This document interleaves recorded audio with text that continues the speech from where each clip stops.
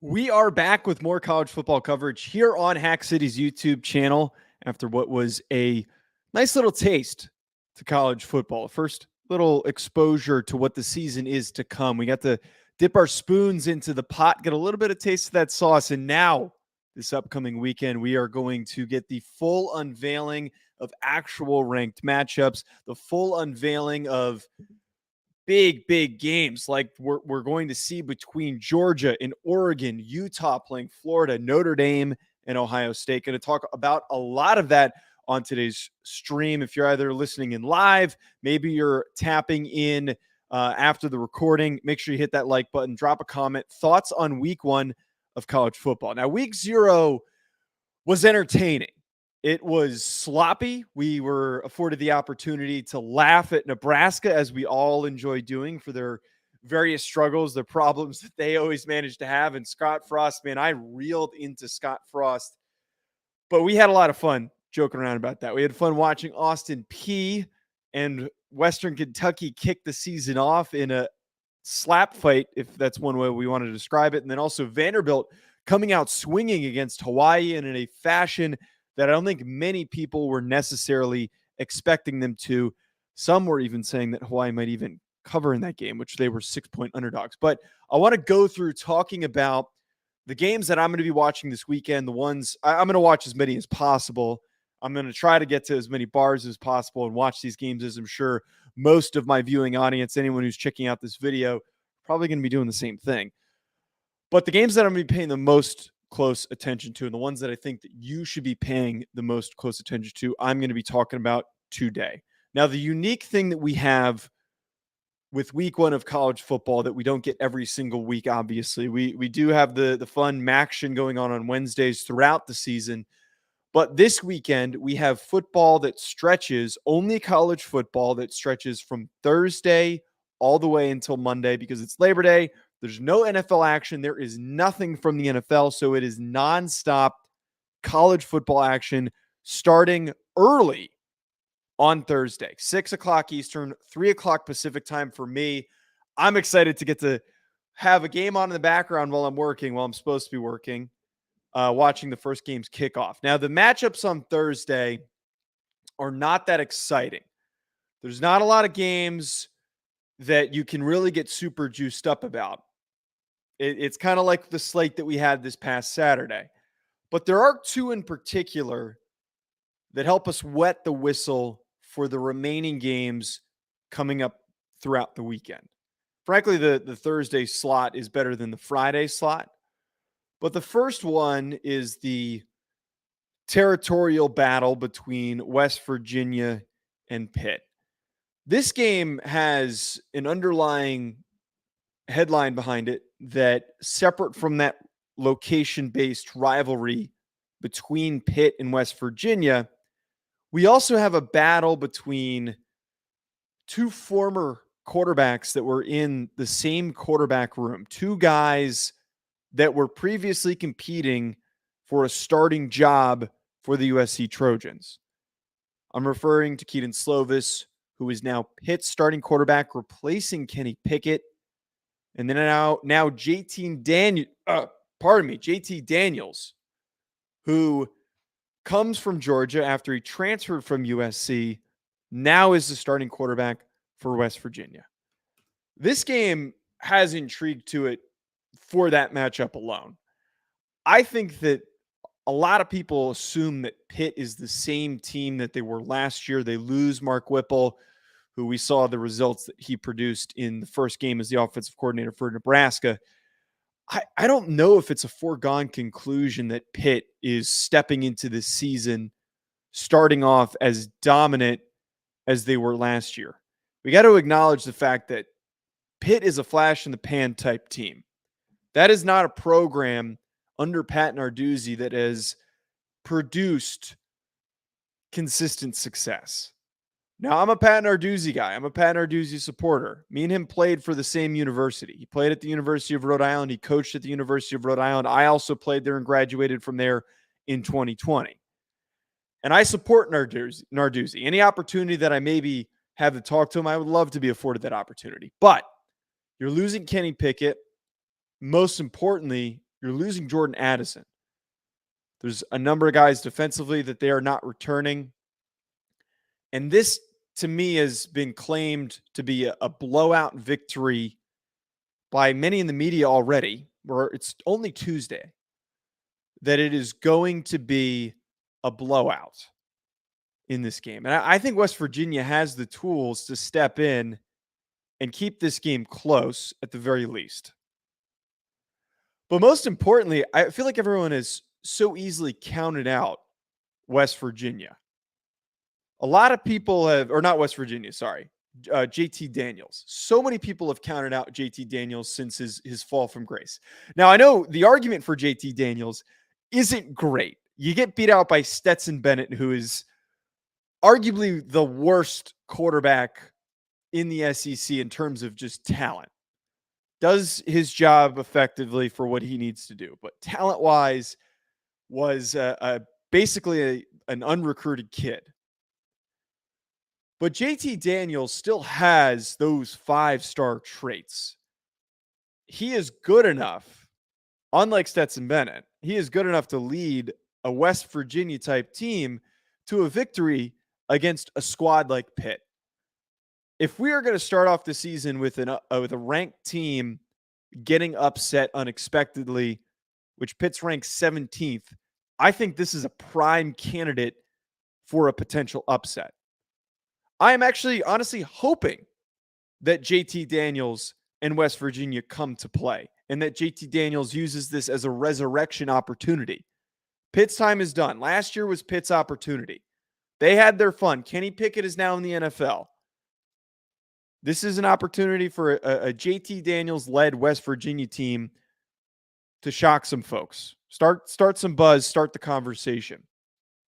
Also got some people already commenting in the chat. Any thoughts on the games? Would love to entertain them. Any comments? Gonna get to any thoughts or comments at the very end when I'm done talking about the games that I'm watching this weekend, the games that you should be watching this weekend. The second one on Thursday, Penn State versus Purdue. I tweeted this out on Saturday because as everyone's releasing their hot takes, their thoughts on who could be an unexpected riser during the season, Purdue has been brought up at a very strange clip, a very oddly high clip. And this game has Purdue as a very close opponent for Penn State. Penn State lost a lot of key defensive players. They lost Jaquan Brisker, who is a very important player. They lost some guys on the defensive front. They lost guys in the receiving core. You're returning Sean Clifford, who has been a bit underwhelming as a starter for Penn State. But at the same time, I don't know why we have assumed that Purdue is going to be good this year. Purdue loses George Karlaftis, who was a first-round pick. They lost David Bell, who was one of the best receivers in the country last year. His future as a pro is to be determined. But on top of that, everyone is calling Aiden O'Connell this dominant quarterback in the Big Ten. I don't think Aiden O'Connell's as good as we're making him out to be. There's some people who consider him to be a sleeper quarterback prospect. Aiden O'Connell's okay. Aiden O'Connell's fine. He was supported by having David Bell to throw to. There's no David Bell. That receiving core has a huge drop-off now that it doesn't have David Bell. I think Penn State comes in this one. They roll on an easy start, not determining and coming out with a statement that Purdue is going to be bad this year, but Penn State is going to want to make a statement. James Franklin is there to stay. This is not the circumstance with Nebraska and Scott Frost. This is not a deal where Scott Frost is on the hot seat and he's just doing anything and everything to win football games. I don't think we're near that at all with Penn State. This should be an easy victory for them, and they're going to need to take these victories in these games in order to finish the season with a strong record, with 7 to 8 wins. Friday, we don't have much. Friday, the one game that I'm paying attention to and not really a whole lot on it, TCU playing against Colorado. at Colorado. They're going to roll Colorado. But I'm intrigued by seeing how this TCU team suits up and plays at the beginning of the Sonny Dykes era. This is a TCU program that has some pretty good history behind it. And I think Sonny Dykes is the guy that they needed to hire to build up that program. Does he set the tone early? How does this team look right off the bat? It is not a very talented roster, but there are opportunities for this roster to grow and develop over time. And we might get to see some interesting faces in this first game. But just in general, for me, I want to see, what does Sonny Dykes do in his first game? How do they perform? Do they stomp a historically pretty weak Colorado program? Now, Saturday, things start off pretty hot. We've got a lot of great games that are being played out through this one. We've got 3 ranked on ranked matchups throughout the day that are going to be the most talked about. And then there's a 4th game that is going to get a lot of attention based on how things are playing out around halftime. First being Cincinnati at Arkansas. Now, this is a fake ranked on ranked matchup, if you will. Cincinnati's success last season was fun to watch. It was exciting to see a group of 5 school be good enough to be ranked high enough to compete in the national college football playoff. They lose to Alabama, but they sent a lot of their guys to the NFL. Myjai Sanders, Sauce Gardner, Desmond Ridder, just to name a few. They were one of the highest drafted teams last year from college football. Luke Fickell is a great head coach. He is a fantastic head coach. And I, as a Notre Dame fan, was rooting, if Marcus Freeman was not the man hired, that Luke Fickell would be the candidate hired to replace Brian Kelly. But it is an uphill battle to replace the guys that you lost last year to face an Arkansas team that returns most of their starting offensive line, returns their starting quarterback in KJ Jefferson, and multiple key defensive players, including Jalen Catalon, who is, in my opinion, a fantastic safety. Ricky Stromberg and that offensive line are built and primed to have a dominant season this year. I think Arkansas, it seems as Arkansas has been brought up as an overrated team in the SEC for whatever reason, because a lot of people are hyping them up. The hype is justified when they did as well as they did last season, and they're returning not only important starters, but when you're returning a veteran-laden offensive line, that is what produces success in college football in the SEC, is having good starting offensive line play. But on top of that, elite level starting offensive line play. Arkansas has that. I think very easily, this game is going to get lopsided quick. And I understand for those that might hate that take and say, well, Cincinnati looked so good in the college football playoff last year. Again, they lost so many of their starting players at multiple important positions, both starting corners, your starting quarterback, your best edge rusher, just to name those positions. That is not an easy situation to bounce back from.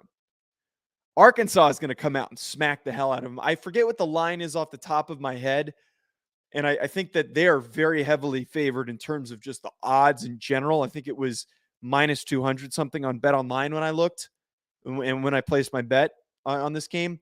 But man, Arkansas is in a position to make a statement against a ranked team. I'm not saying that Cincinnati won't be a good football program this year. They're going to be a good football program, but to step in a situation where you have to play a ranked Arkansas team, returning the guys that they're returning, not exactly what you want to step into. Oregon versus Georgia provides us with a more competitive matchup, but, and I guess you could call, oddly enough, I'm not a big SEC supporter, but I have got a lot of SEC bias in this show. Georgia, while they lose a lot of defensive players, Jordan Davis, Devontae Wyatt, Nakobe Dean, Quay Walker, they lose a lot of defensive players. they still return and reload because of how well Kirby Smart has recruited. They have a lot of dudes on that defense. A lot of dudes. Keely Ringo, Nolan Smith, Jalen Carter, just the three most important players, three of the more important players from last season. Some would argue three of the best players on that defense last year returning. This team's not going to take a step back. There are some hurdles offensively you need to acknowledge, and that offensive line isn't necessarily significantly diminished. You lose George Pickens. They've got one of the best tight end rooms in the country, and they're facing off against Oregon in this first game. And frankly, I got to admit, like, Oregon was a strong team last year. They were inconsistent and they fell apart at the end of the season. Mario Cristobal jumps ship. Dan Lanning takes over. Dan Lanning has familiarity with Georgia, obviously being their defensive coordinator. That gives him an advantage trying to match up with this Georgia offense. He's not going to know what Georgia is going to come out with defensively because they have a new defensive coordinator. He's going to know how to maybe properly neutralize the guys that he coached up. But most importantly, he knows how to handle and very effectively neutralize Stetson Bennett, the starting quarterback. But this roster, to an extent, has holes at a lot of spots. I don't know how confident I am in their offensive line, but most importantly, I am not that confident in them defensively, and especially I'm not confident in Bo Nix. Bo Nix has been one of the most underwhelming and overhyped players in college football since he was a starter as a freshman. Ironically, he makes a name for himself in a game against Oregon, but since then, the guy has just underperformed in every level possible. His decision-making is not there. He runs in circles in hope of making plays. I don't think Bo Nix is the guy whatsoever. And I think this matchup, Georgia's defense, the dudes that they have on that defensive line, the guys that he's going to have to face in that secondary, it is a recipe for disaster for the Oregon Ducks. So in this game, I see Georgia winning pretty handedly by multiple scores. Georgia is a really freaking good program. One of the few teams in the country, similar to Alabama, that can just reload. After losing multiple guys that get drafted in the first round. After that, and I got to play my hack bit here. Hence the name Hack City. I'm a Notre Dame fan. Notre Dame has been unjustly assumed that they're going to get killed in this game against Ohio State. And this is the premier matchup of week 1. It is 5 versus 2. But most importantly, every media entity, especially every media entity that covers the SEC, has declared Notre Dame to be the most overrated, overranked team in college football. You get Feinbaum saying that they shouldn't be in the top 5. They claiming that they don't deserve to be there. They won't be in college football playoff contention. I'm here to push back on that. Notre Dame has a very well-coached defense, important players across the board at key spots, particularly Isaiah Foskey on that defensive line coming off the edge. The big hurdle is Tyler Buchner, the starting quarterback, who saw some snaps last year, was asked to step in various spots last year for Jack Cohn, providing a little bit of spark to the run game because he's a fantastic athlete. But Tyler Buchner was a high 4-star recruit. Many believed would have been a 5-star recruit if he was able to play his senior season in college, had it not been, or not in college, in high school, had it not been for COVID diminishing that. I have faith in Tyler Buchner. I'm not saying that Tyler Buchner is going to come into this game and throw for 500 yards and 5 touchdowns and win the game single-handedly, but everyone's writing off Notre Dame a lot because of an inexperienced quarterback leading them in this game, in the first game of the season. I understand the behemoth that is in front of Notre Dame. I understand that CJ Stroud looked really good in the second half of last season, that he is a likely top 5 pick surrounded by receivers that are all going to play in the NFL, likely very highly drafted kids, a good offensive line, a good run game, an improving defense. I won't call them good. Notre Dame needs some more respect.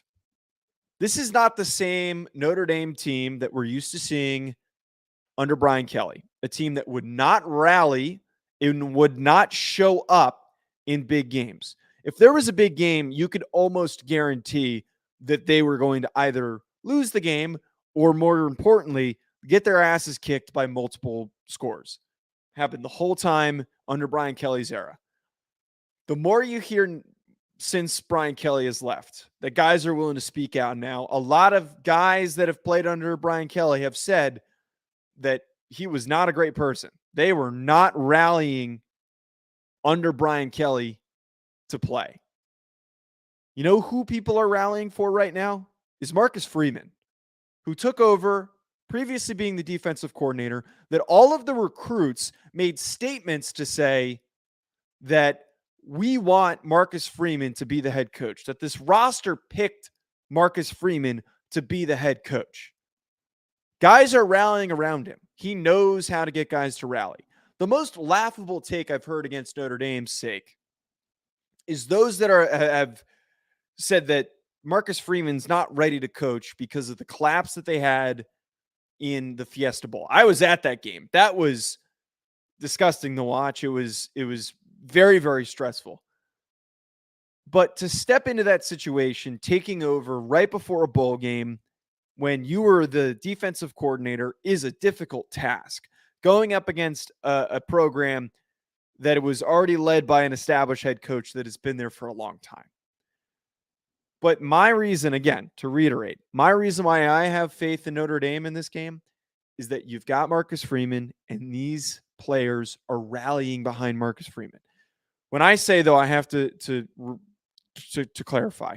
When I say that I'm backing Notre Dame, I'm not saying that Notre Dame's going to win this game. I think that Ohio State is still going to win, but Notre Dame is going to not lose by more than 2 scores, as it has been declared by sports books and sports media entities across the board. I think the current line is minus 17 right now, which is ridiculous. This is going to be a 1-score game. This is going to be a hard-fought battle between both these programs. The last Saturday game that brings a lot of excitement to it, Utah versus Florida. Florida, under new direction now, needs to make a statement. Anthony Richardson, we saw bits and pieces. He's good enough to basically establish that Emory Jones should transfer. He's now at Arizona State.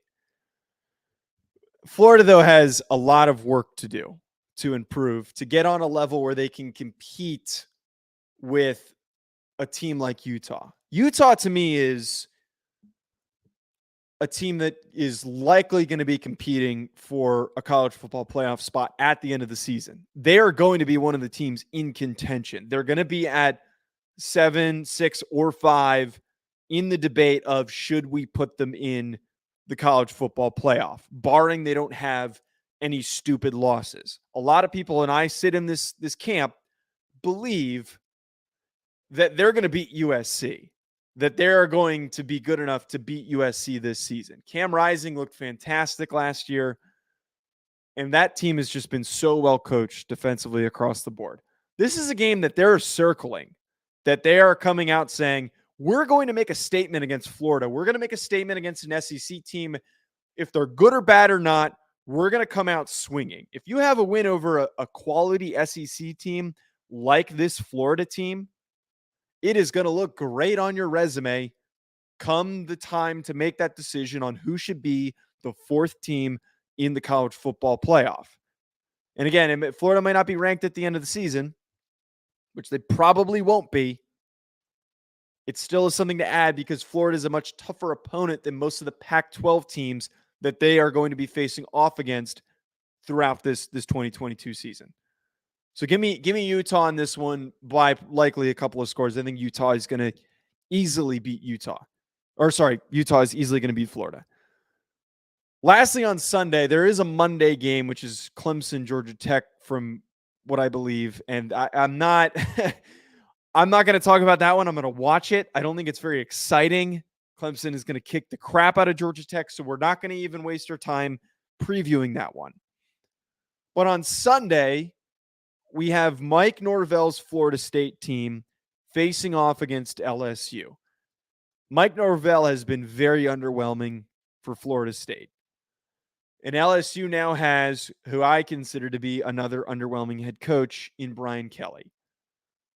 LSU is going to come in a fashion that they're going to be hubristic as the fan base is right now, that they're in a position to take over the SEC now that Brian Kelly is there. Having been a Notre Dame fan and watching Brian Kelly fail to lead Notre Dame in big games, as I talked about earlier, I don't have faith in the direction of the program. But Brian Kelly has been good at rallying Notre Dame's teams to play Florida State. Florida State just, I don't understand the value in there whatsoever. I don't think that Florida State is going to be competing in the ACC. This is a decent matchup because it's two recognizable programs with big fan bases. It is not going to be fun to watch. The one thing I have for this game is I am hoping that there is not some type of nonsense that Brian Kelly tends to have with the quarterback decision. Brian Kelly has this tendency, which he did a lot at Notre Dame, where he would shuffle guys in and out. And he has made it clear that he is not making that decision until game time. Just pick Jaden Daniels. If you want to look good this season, pick Jaden Daniels. Jaden Daniels is a great athlete. He is an experienced quarterback, and he has done great things at Arizona State, a program that is far less built to compete than LSU. And Jaden Daniels has a really good receiving group led by Kayshon Boutte. LSU is probably going to kick the crap out of Florida State. I have no faith in Florida State this season as they have been lifted up a little bit. But to be realistic, it's going to take a while to work away from the nonsense that they've put on the field over the past couple seasons in the first few years under Mike Norvell. That's going to be it for me, folks. Thank you for tuning in. If you're watching the replay, be sure to hit that subscribe button, hit that like button as well. And we are going to be back with a reaction live stream that we did like we did last week. We got some pretty good viewership on that one. So make sure you're tuned in and you don't miss out on that. We'll be back. Enjoy the rest of your week, folks.